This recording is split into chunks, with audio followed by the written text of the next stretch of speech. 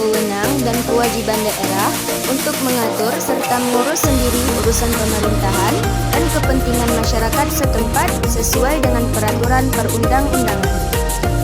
Pelaksanaan otonomi daerah di Indonesia dimulai sejak diberlakukannya Undang-Undang Nomor 22 Tahun 1999 dan diperbaharui melalui Undang-Undang Nomor 23 Tahun 2014.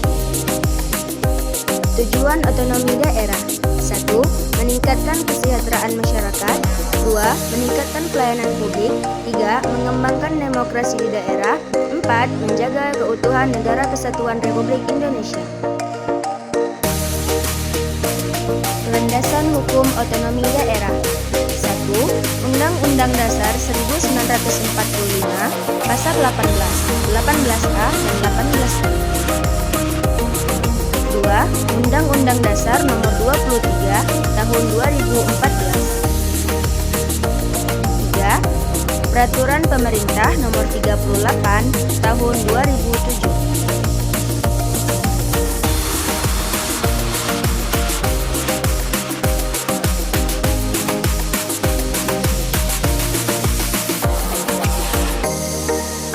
Prinsip otonomi daerah: 1. Desentralisasi, yaitu penyerahan wewenang pemerintahan dari pusat ke daerah. Yang kedua ada dekonsentrasi, yaitu pelimpahan wewenang dari pemerintah pusat kepada instansi vertikal di daerah. Yang ketiga ada tugas pembantuan, yaitu penugasan dari pemerintah pusat kepada daerah untuk melaksanakan tugas tertentu. Pelaksanaan otonomi daerah di Indonesia. Daerah diberikan kewenangan untuk mengatur urusan pendidikan, kesehatan, ekonomi, infrastruktur, dan pelayanan publik. Pemerintah daerah wajib menyusun RPJMD atau Rencana Pembangunan Jangka Menengah Daerah.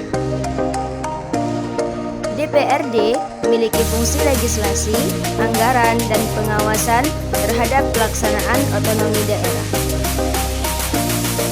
Selanjutnya, ada dinamika pelaksanaan otonomi daerah. Ada yang positif dan ada yang negatif.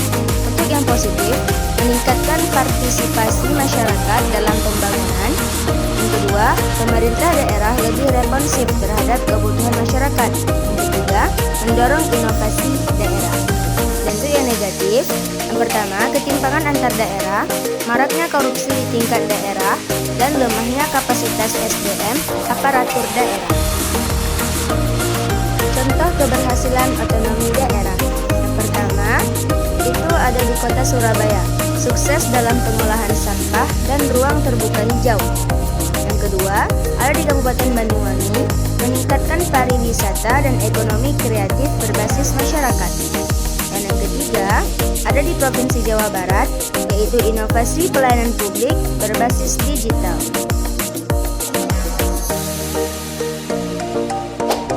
Kesimpulannya, pelaksanaan otonomi daerah merupakan langkah penting dalam memperkuat demokrasi dan meningkatkan kesejahteraan masyarakat.